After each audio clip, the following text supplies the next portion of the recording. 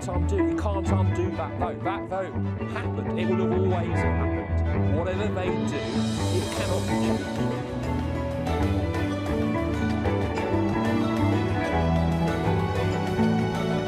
It energised me.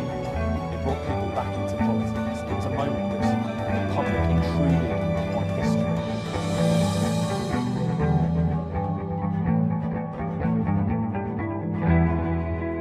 So, referendum night, I, like everyone else, was watching bated breath. I was watching it at home actually. I'd been at work during the day and got home quite late. I went up to Manchester for the results. So actually I was at home, just watching the results roll in. And I was in Brussels, and we went for a drink. We were there with lots of officials and diplomats. They were all Remain, of course, and they were being so patronising.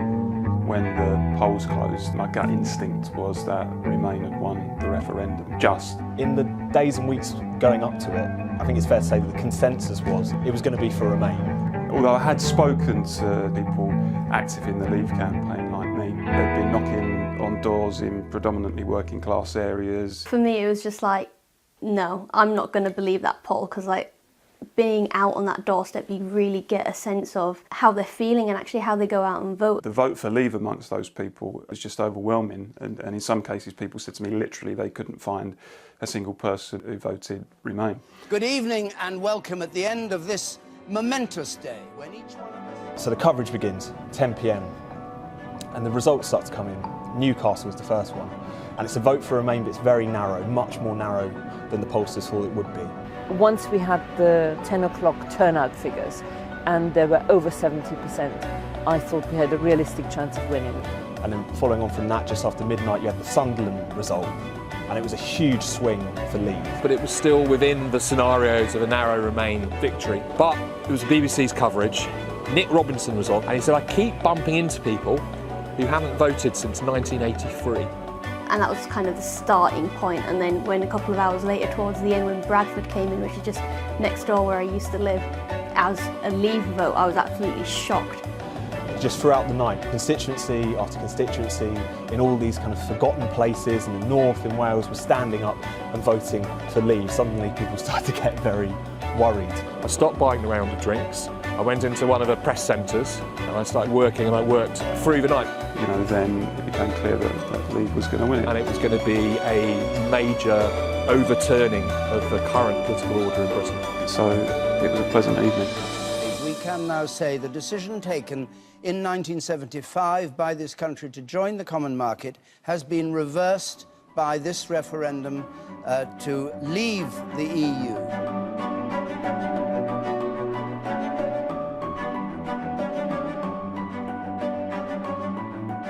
23rd of June was a fantastic day because I think it was a genuine democratic revolt in this country, the like of which we haven't seen for a long, long time. I was incredibly excited, and I think the reason why I was so excited was because the whole referendum was set up in such a way that the government thought it would get the result it wanted.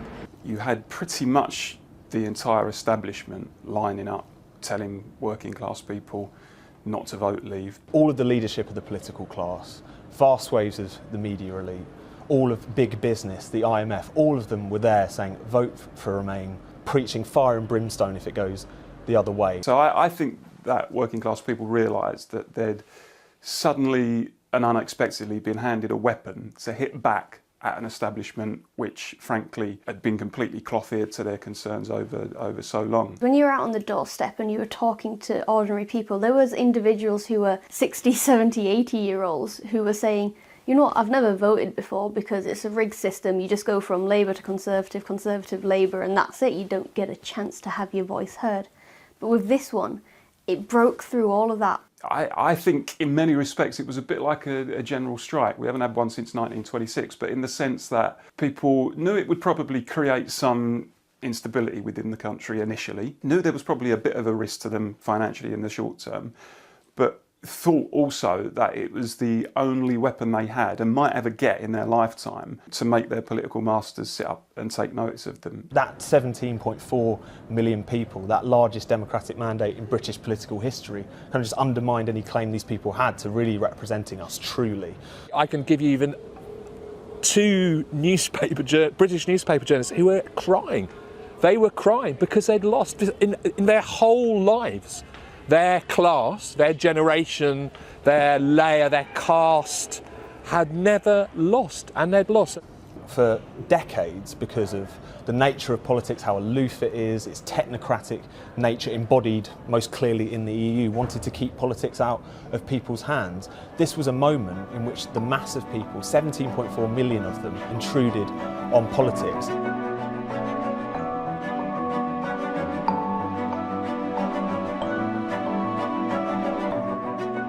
So our political class, they literally hid. On the day after the referendum result, it was just this incredible kind of stillness in Westminster. It was almost like a bomb had gone off, you know. They couldn't find the Prime Minister, they couldn't find the Chancellor, who was going to come out and give this speech. And I think what that really spoke to was what a profound thing had happened, but also what a chasm there was between the political class and the people who had just voted. No one wanted to be a leader, no one wanted to lead it. That's how radical it was. British people took a decision, and the British political class found that decision so intolerable that that weekend they couldn't lead it. The sort of liberal establishment was horrified that the people could turn their backs on what they recommended them to do, and now they're in a state of denial. These oiks aren't supposed to know about the EU. They're not supposed to think about it. They're not supposed to argue about it on buses and in pubs, and that really horrifies it. It was theirs, it belonged to them, and now everybody is a bloody expert on it. Now, I thought that after the referendum there would be a kind of reassessment of opinion. But if anything, the sneering got worse. You had people like MPs, like David Lammy, calling for Parliament to overturn the vote. This madness has to stop, was what he said. You had people in the House of Lords talking about cooking up schemes whereby they could stop Brexit from happening, forcing it back to the Commons. You had all sections of the elite responding in this incredibly kind of hysterical way. And I think what it showed is what we always suspected about the views that they held about ordinary people. There was this notion that those who were inclined to vote to leave were sort of the poor, the not very well educated. These are xenophobes, these are racists, it's unconstitutional, somehow, you know, we've got to get around it, we've got to stop it. It was incredible. It was like the return of Victorian elitism. People were saying that Leave voters didn't know what they were voting for, that they were somehow kind of brainwashed by Boris Johnson. Whether or not old people should have been entitled to vote, you know, people, some of whom had gone through a war for this country. You see the silly pie charts doing the rounds on social media suggesting, well, it's not the will of the people because an absolute majority didn't vote Leave. Well, you never get an absolute majority in any election in this country. Does that mean that no government will ever have legitimacy? And then the lawyers pile in. And so what we've seen is groups of basically wealthy individuals working with law firms to launch various legal challenges to try and stop Brexit from happening, to try and water it down. It shifts to the judges. It shifts to the judges. And I think, again, you know, it's that moment of when you try to avoid a democratic decision, you run away. When you disavow it and you try and poison it and you question its legitimacy, not least by questioning the barbaric intentions of the voters, you create a political vacuum which will be filled. And it will be filled by other elements of order, of the state. And it happens in this particular phase to be the judiciary.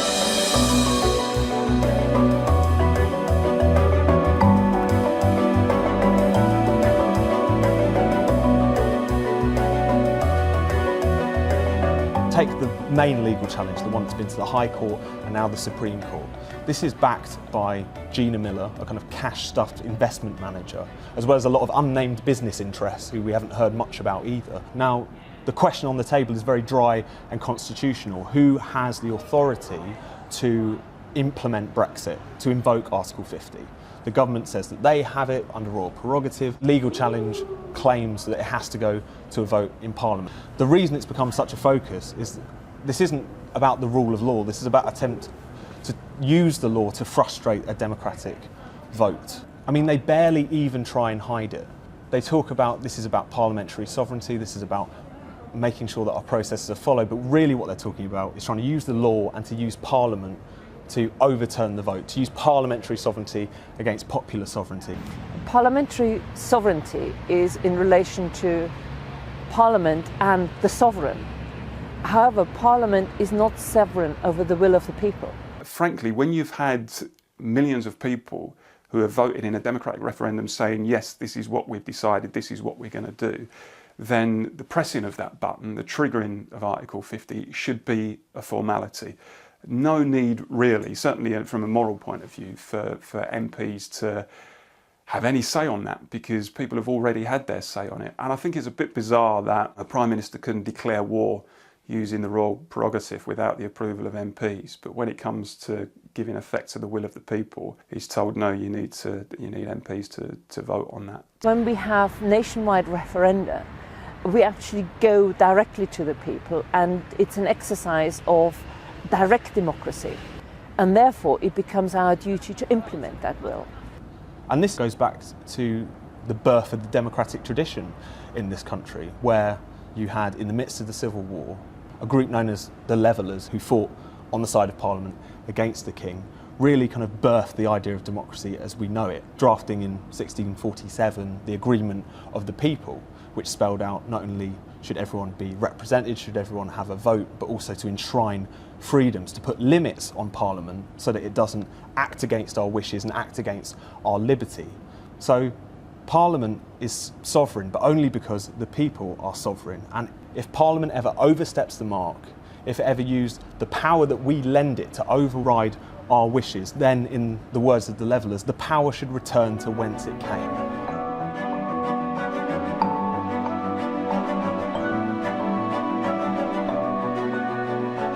When you see an establishment which, to a man and woman, is pretty much lined up against the voter, saying that effectively MPs need to ignore the will of the people and just block Brexit, then you realise actually that battle's never won, and that democracy is a precious thing that can easily be lost. The arguments against democracy are as old as democracy itself. Every movement to try and spread the franchise, to try and impress the public on politics, has always met exactly these same arguments, just repackaged in a different form.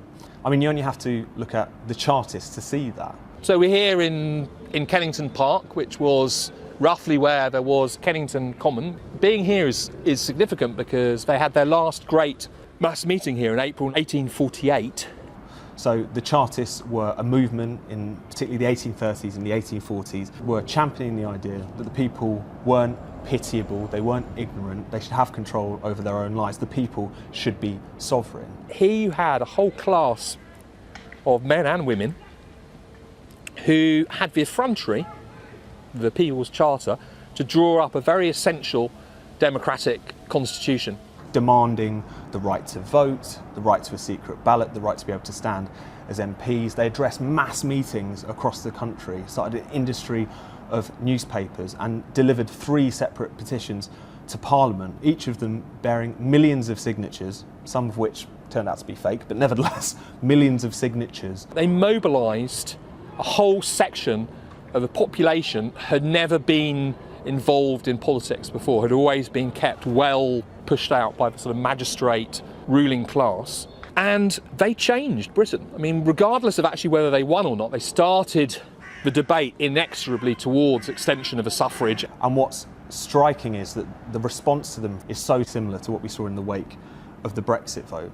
One MP, when they were debating the second Chartist petition, which was delivered in 1842, said that giving ordinary people the vote was, in his words, giving them the liberty to destroy themselves, which certainly reminds me of this idea of we didn't know what we were voting for.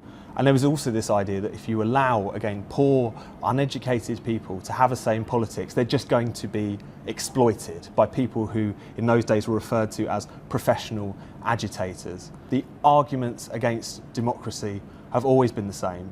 And the only thing that's different today is racism has been thrown into the mix. That's about it. And we should try and think what it is that they don't like. And what it is that they don't like is the intrusion into politics of the public. And the real public, not the people who live in a public safe space in, Hoxton or some trendy bit of East Berlin. And they're trying to shape politics so it's shaped around their lives and their interests, which are rooted in their communities, in the patterns of how they live their lives, of how a lot of people's hopes have been stifled and sometimes even snuffed out during the course of the last 20 or 30 years, and the political class don't like it.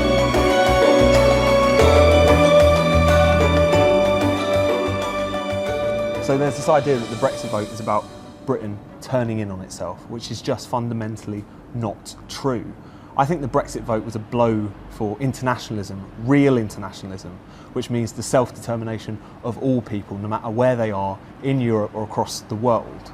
Democracy is about people who live in a community and their desire to be in control of that, their desire to have citizenship. And what we've seen with the EU, and the EU is an embodiment of, is an attempt to estrange law and government from that level, to put it above them, supranational. And it's not surprising that people want to bring it back home, if you like. They want institutions that represent their own people. And I think to imply that some kind of like racialist nationalism is deeply offensive. You know, even people on the right of the Tory party, whom I disagree with pretty bitterly, even those people were saying, look, it's about being not just locked into this EU club, it's about being a global player. A Britain that looks to everyone across the world in the same light and says, you know what, we can trade with everyone, we can help everyone. Claiming that it's about xenophobia, claiming that it's just about immigration is an attempt to demonise Leave voters and to try and claim the moral high ground, which is a bit rich, considering the fact that the European Union practices a pretty openly racist immigration policy, that to the tune of €1 billion a year it pays African dictators to keep black and brown people out of Europe. I think that British people have done something that deserves applause, and if others follow us in Europe, that can't be a bad thing. If there was one message of modern European history, it's the demand from the people for more control. And so Brexit is not just an opportunity for Britain, it's an opportunity for people across Europe. There is a European upsurge in angry, disenchanted voters who have had enough with institutions that don't respond to democracy. And I think that rebellion, if anything, is more acute in lots of European countries. I think that people like that in Greece and others are probably thinking, well, this edifice can crumble. You know, this institution which we thought was almighty and all-powerful is now in a fight for its own survival. The Brexit vote is very much the first big moment in a new phase of European political history where voters will not accept the idea that the political order has to be unrepresentative for the good of civilization.